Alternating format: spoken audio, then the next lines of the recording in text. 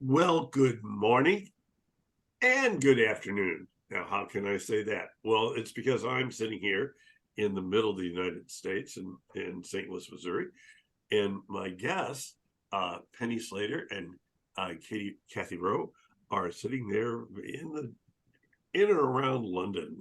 How about that? So for them, it's afternoon. For me, it's morning, and I'm very excited. I'm very excited to talk with them. We had kind of a impromptu rehearsal of this Monday, and they have so many wonderful things to tell us about. So let's have you start by telling us about yourselves. So, where does your tell us about yourselves, your organization, and about your passion and commitment to supporting struggling readers. Where does that all come from? And you guys have got it arranged. They're going to tag team each other. And folks, it's all up to you now. Thank you, Sam. Thank you so much for inviting us to talk about this topic. We really, really appreciate this invitation. So my name's Penny Slater. I'm Education and Development Lead at an organisation called HFL Education. I also lead on the Reading Fluency Project alongside my colleague Kathy Roe, who will introduce herself in a minute. So just a word about HFL Education. We are one of the largest UK organisations supporting schools here in the UK. And we support schools not just with their curriculum needs, with their teaching and learning needs, but actually their holistic needs. We know that in order to function well and to provide the best education for pupils, schools need to think about the finance, they need to think about their HR, they need to think about their IT support. So we're an organisation that provides all of that support to our schools. Kathy, over to you. Hi everyone, really excited to be here. My name's Kathy Roe. I work for HFL Education and have done for a number of years now, and I'm very proud to co-lead on the Reading Fluency project with Penny Slater, which is going to be what we'll be talking to you about this morning. And I have, prior to my time at HFL Education, been a primary school teacher and leader pretty much my whole life. So bringing all of that experience of working on the ground with children and teachers to the advisory work that we do now. Hey, so we have a pair of teachers, people with real background in education, with a magnificent organization. That is the segue into the next question, which is, what's the purpose of this Reading Fluency project? What was the need that drove you to develop this project? And tell us about the profiles of the readers that you support, especially important the ages of the students supported by this project. Okay, take it away. Thank you, Sam. Yeah, so we run the Reading Fluency project, and it started with a focus on Key Stage 2, upper Key Stage 2 pupils. So those are the pupils who are reaching the end of their primary schooling here in the UK, and they're getting ready to go on to secondary schools. So year 5 and 6, we're talking about children aged 10 and 11 year old. And something happened in the UK back in 2016, whereby the Standards and Testing Agency decided to increase the demand of the test, the reading comprehension test that pupils face at the end of Key Stage 2. So there's always been a reading SATs paper at the end of Key Stage 2, but in 2016 they decided to up the ante. And through our advisory work with schools, Kathy and I both work with numerous schools, and our role is to support them with the challenges that they were facing. And what the teachers were saying to us was that in the face of this heightened challenge, there were many children who were no longer on a good trajectory to meet this expected standard. Sure enough, they had passed the phonics screening check. So you may be aware that in the UK, all pupils take part in a phonics screening check, age 5, 6. They'd passed that, and actually they take another reading test at the end of year 2, age 6, 7. Many of them had passed that as well, yet somehow they had found themselves in this really important stage of their learning towards the end of the primary stage of their academic journey, and actually they were really struggling to read. And these were good schools. these were schools that were doing all the right things according to the research available to them at the time. So it wasn't a quick fix. We couldn't simply say, oh, try this and it'll work. We had to look really carefully at this problem. And we began by listening to some of these struggling readers. That in itself was a revelation to many of the teachers. We noticed many things when listening to those children, the characteristics that presented themselves. Interestingly, these children could decode. We could describe them as decoders, point to a word on a text deemed to be in line with age-related expectations, point to any word, and they would be able to decode it. However, when asked to read those words within the context of longer sentences, and goodness me, to draw meaning from those words, the children found it really difficult. Beyond that, the children would do strange things, such as they would quite often replace words with words that had no relation whatsoever to do with the text at hand. We have an example. One of the texts that we use with the children it's about a camping trip, and a family are going camping, and they are in charge of putting up the poles to support the tents, and it refers to the pole bearers. The number of children who we work with who merrily replace the hyphenated word pole bearers with the word polar bears and continue on reading as if nothing strange has occurred there, even though, had they really been thinking about the words on the page, the fact that a polar bear is in a campsite might have caused them some concern, but the children just continue. So they replace words, they miss out words, and in fact, sometimes they miss out whole lines without realizing. Beyond that, they show a complete disregard for the value of the punctuation on the page, be that the commas, be that the full stops, to guide them as to how they should group these words together into meaningful phrases. We describe this as a lack of convincing expressiveness. What the children are unable to do through their reading of these texts is convince us through their use of expression that they understand what they are reading. And you may have guessed already that when we ask them basic, very simple, even basic retrieval questions about what they have just read, the children's main response is time and time and again is, I don't know, please can this be over now? Because for these children, reading is an absolute chore, it's a trial, it's arduous. And in fact, another thing that we notice is that the children who we work with on this particular project, one of the characteristics of their reading is they get a lot worse the further they go. So the more they read, the worse they get. The accuracy reduces, the automaticity stumbles, and the stamina just falters. So actually they can only maintain a fluent reading for maybe a line or two. I think to summarize that for you, we recognize that these children have somehow got to this stage in their primary schooling and associated reading as being a purely eye activity, something that you do with your eye, you decode. And really what we want to do through the process of this work is we want to convert these decoders, these eye readers, to children who read not just with their eyes, but who also read with their ear. We want them to develop a prosodic way of reading. We want them, to quote Maya Angelou, to infuse the words with meaning. And we want them to hear themselves and listen to themselves reading these texts with the infused meaning. So we want them to read with their ear, with their eye, and actually with their minds, and dare I say it without being too romanticizing this, with their hearts as well, because we recognize these children are at the brink of a really important crossroad in their education journey. They're going to be going to secondary school.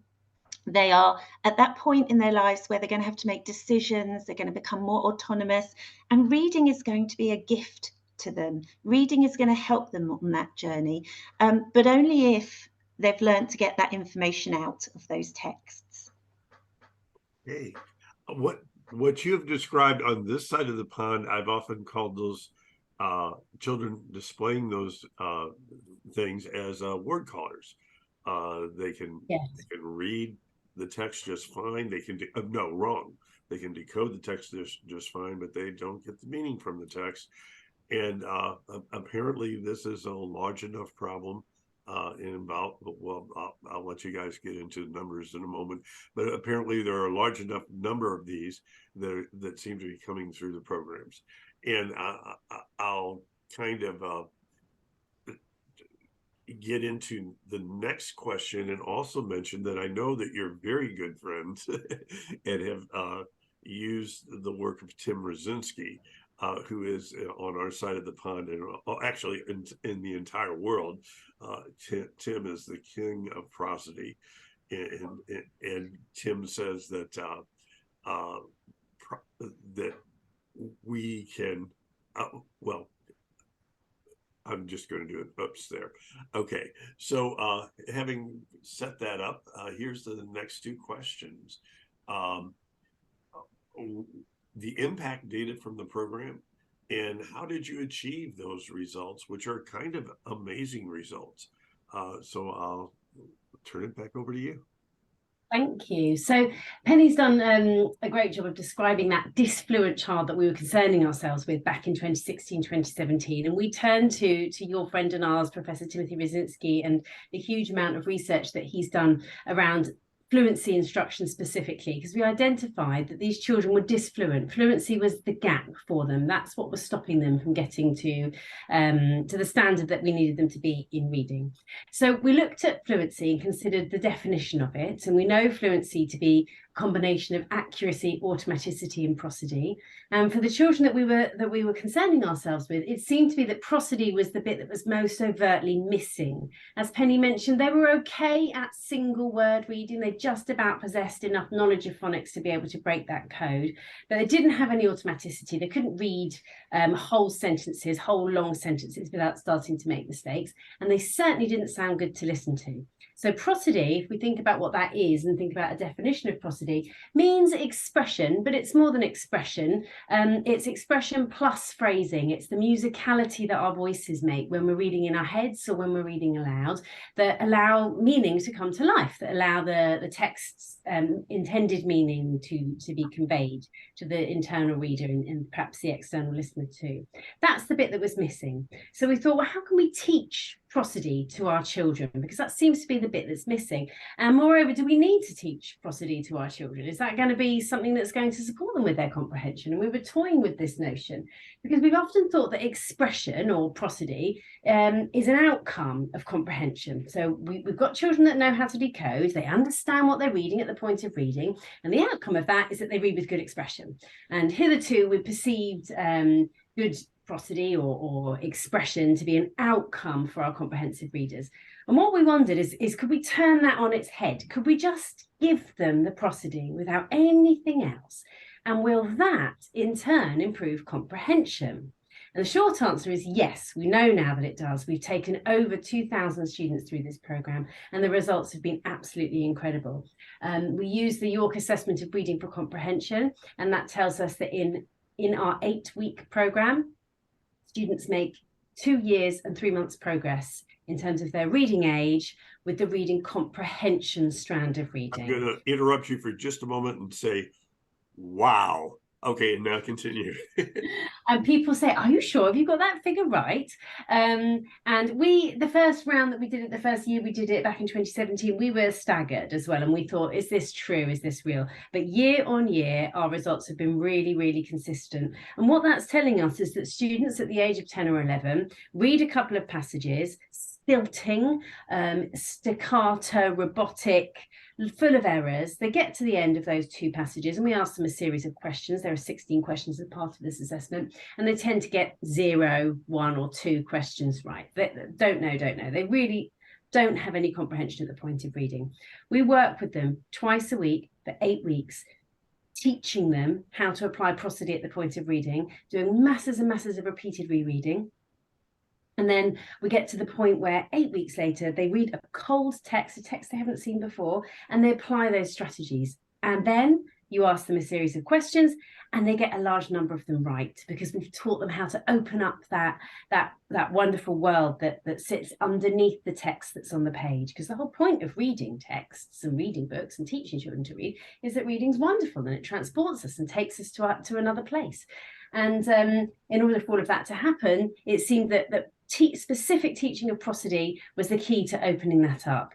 And we also learned that lots and lots of repeated reading was absolutely key for our students. And again, that stemmed from our reading of Professor Timothy Rosinski's work in the main, but also Samuel's all the way back in the 70s, talking about repeated reading and the power that can have. And we've brought that into our project too, so that the students that take part in the project do lots and lots of application of prosody, lots of learning how to read expressively, and lots of repeated reading, which improves their automaticity as well, which in turn improves their reading achievement more generally.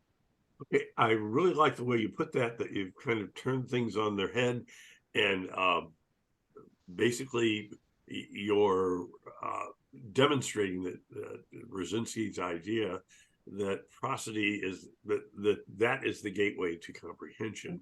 Yes. And developing that, and that simply teaching that, you haven't taught these students anything new about decoding. They don't need to be, but you did teach them prosody, and suddenly we get these tremendous gains. So I'm just I may have to get my jaw repaired. Okay. So now what I want to know is, because I have all these practicing teachers out there listening to this, and they're like, whoa, okay, what exactly did you do? Okay, and what exactly did you do, and what problems did you have with teachers learning about what exactly did you do? And boy, we've got some practitioners out there that are kind of like, hey, tell us something. So on to that question. Yeah, so what we begin by doing is we select texts. What we want to do is we want to select texts that are in line with age-related expectations for these pupils. And I say that explicitly because what we're not doing is acknowledging that these children are struggling, that they're working below where they should be, and pitching the texts accordingly. We know these children have got a very short amount of time in order to make up a huge amount of ground. And ultimately, we do need them to be able to read challenging texts. So that's what we're going to go with. We're going to go with challenging texts. We're quite insistent. The children work for 8 weeks, where the teacher directly works with the small group of children who specifically have this need over 8 weeks, twice a week, 20 minutes for 8 weeks. And each week, the children tackle a new text. We do like those texts to be complete texts. Short stories work really well, because what we're acknowledging there is we are rewarding the children for doing something that they find incredibly difficult. These children have got to that stage in primary school where they acknowledge that they're not very good at reading. That for them is a source of embarrassment and shame, actually. So we have to reward these children with a text that has the capacity, the capability to move them, to excite them, to make them think that this reading game is actually worth putting your neck on the line for. So we select these brilliant texts, and we get the teachers to think first and foremost, how am I going to read this in a way that absolutely lays bare the meaning of this text? So the teacher has to perfect their prosodic read. The teacher then models how to read the text with expert prosody, and the children echo back that model. But because it's a small group, and because we want the children to make really swift gains, the children have to work really hard. So if the teacher is not happy that the children are echoing back with that expert prosody, it's quite simple. Listen again, echo back, listen again. So we're really getting the children to the point where they are reading that text with convincing expressiveness. Then we step back a little bit in the same session, and we let them have a practice of the text with less scaffolded support. So they might work in pairs or threes and have a go at that. And then we end our 20-minute session with a performance read. And that really is where we take the stabilizers off and we get the children to have a go with greater independence, applying that prosody that they have learnt to the text. And then the session ends. And the children are always amazed by that because they're so used to the pattern that goes read, then think. I'm going to read this text and the teacher's probably going to ask me some questions about it. Then I'll do my thinking.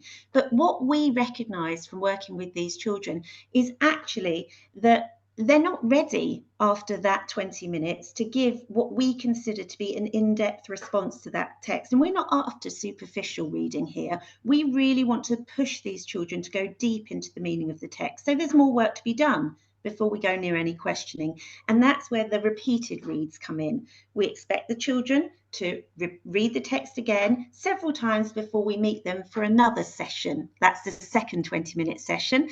And that's where we are going to go deep into the meaning of the text, because it's only at that point that the children have read it enough times, read it with the expert prosody to allow their comprehension to flourish. And it's at that point that we can enjoy a really exciting discussion with the children. No more do we have the scenario where the teacher might ask question after question after question, and the children, it's like, I don't know if you use this phrase, pulling teeth, where it's I don't know, and the teacher's working harder than the children, and the session ends and you're all quite grateful for that. Actually, what we know after doing all that preparatory work, the children are overflowing with contributions to make about the text that they have read, and that becomes really exciting. Okay, and I've tried exactly that kind of thing on this side of the pond, and everything that you say and more it happened. And I just want our listeners to be aware that we're talking about the very same text. It's a repeat of this very same short text, and you're picking texts that are incredibly engaging. So there's one other thing that you do that we talked about on Monday, about phrasing and having them mark up the phrases. So could you get into that for just a moment? Yes. So what we noticed as well in our early work was that the children particularly struggle with very long sentence structures, our disfluent children. And so we decided to introduce text marking, which again we've drawn from the work of Brzezinski and others. And what we're trying to do there is make those invisible marks that we make as expert readers when groups of words go together. We want to make that invisible skill that we all possess really visible for our disfluent readers. And there's a book that we use towards the beginning of the project called The Ice Bear, and it begins with a very long sentence that goes like this: in the beginning of time, people and animals lived together on the earth. No difference between. And our disfluent children might read that sentence like this: in the beginning of time, people and animals lived together on the earth, and there was no difference between them. The meaning is completely lost. Each one of those words is treated as an island and in isolation. And if we teach our children to group those words together into phrases, suddenly the cognitive load is released, because I can understand 3 chunks of meaning. I can't understand 27 and hold that in my head, but I can understand 3. So in the beginning of time, people and animals lived together on the earth, and there was no difference between them. So we treat each one like a chunk on its own. And we just ask the children to make a simple mark on the paper. And we call that text marking. They might mark it with a slash or a line. And then they remember when they're reading that back to pause. And then people say, well, that's all very well. They're reading that text with you, with your support. You're doing echo reading and performance reading and things. But what happens then next day when I give them a cold text that they haven't seen before? And we've discovered over the course of this work that skill carries over, that they learn to internalize a sense of phrasing, and then they replicate it into cold reads. And you can give them a long sentence structure in a brand new text they haven't seen before, and they will start automatically grouping it into chunks that make sense. And that can be a real game changer for our students. So we would really encourage your listeners and your readers to give text marking a go for disfluent readers, along with just a little bit of repeat rereading. Just reading something a couple of times before diving into trying to understand it can hugely open up the meaning of that text. Okay, well, my former recovery teacher, my little beeper, is saying we need to begin to wrap things up, and I could go on for hours here. I really could. I want to let my readers know that you two and Dr. Rosinski have written an article for a reading teacher, and it's in process at the moment. So I'm anticipating that a lot of the detail that's not coming out tomorrow or anything. It's still in process. But That's right. when it does come out, I'm sure they're going to jump right on it. So the final question here has to do with the teachers and how and learning these things. How did the teachers react to all this and these kind of different ways of doing things?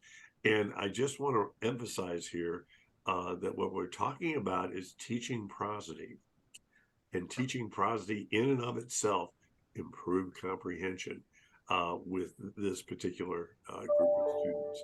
So if you could just get your minds around that for a moment. I think the teachers have been incredibly receptive to this work. It's worth reinforcing once again where Kathy and I come from in terms of being experienced classroom teachers. So we designed this very much knowing the constraints of the primary classroom, the constraints of a very, very crowded curriculum. We've both implemented interventions in the past before and seen the pros and cons of those. So we designed this knowing that it could be done by teachers. Teachers want to know how to support struggling readers. It's really painful, actually, when you experience a child in your class who, despite the good things that you're doing that seem to be working for most children, are not working for a small group of individuals. So to actually receive some support and guidance that is doable and that yields such swift impact is really rewarding for the teachers, and actually they find it incredibly empowering. What we know also is that they go on to take some of these strategies and use them at different points throughout the day, in different lessons across the curriculum, sometimes a whole class. So actually it's been really empowering to speak to our teachers and to see how they've grown through this work and used it in different ways. Kathy, did you have anything to add there? Yeah, things like using echo reading and choral reading to teach performance poetry, for instance, or when perhaps at the end of their time in primary school, they're starting to delve into a bit of Shakespeare, perhaps using echo reading to support children to internalize the prosody required to read something really challenging in that way too. And we do collect anecdotal evidence as well as the quantitative data at the end of our project, and teachers overwhelmingly tell us that it's been absolutely game-changing for them. Just understanding how to teach fluency in its own right as a particular strand of reading instruction has the most incredible impact on the self-confidence of their pupils. Turning children into readers is why we're all here, isn't it? That's what we're all here for. And for teachers to see that in such a short space of time and the effect that it can have on children is always incredibly powerful and heartwarming for us. I'm going to leap in there, Kathy, with one more thing. Sorry, Sam, but just to say how what the teachers recognise as well is, and I know this is a phrase that Tim's used before, that the fluency instruction is the missing link for many of these teachers. And it doesn't mean that everything else they're doing is abandoned. In fact, what it does is it powers up the effect of all the other good things that they're doing. But actually, without doing the fluency, you're just missing that vital component. So for many of our teachers, they talk about how this completes their package for them. That is such a wonderful insight. Okay, and I will say, having used Dr. Rosinski's work with some of my own children, the children view these performance events as something they look forward to. You know, it's no longer drudgery. and they want to. So in terms of anyone that's concerned, oh, can you really get them to reread the same piece that many times and not get bored out of their heads? The answer is, of course, because they view it as, hey, they're rehearsing for a performance. It's just so brilliant. Just And of course, around. they know that the text they're being asked to read is really hard.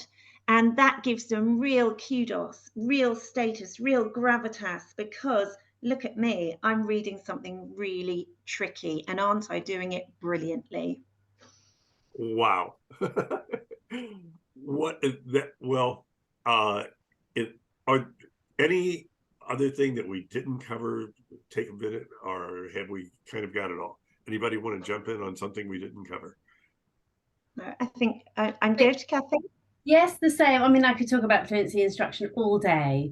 We'll certainly put lots of links your way, Sam, if anyone wants to get in touch and take the conversation further, we'd love Would to. appreciate that. Yes.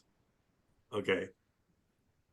Okay. So I think we've now reached that point where we do Sam's silly little thing, and that is we give everyone a Zoom wave goodbye. But before I do, I really want to say I'm rarely totally blown away by something this new, and I am totally blown away by what I've just heard.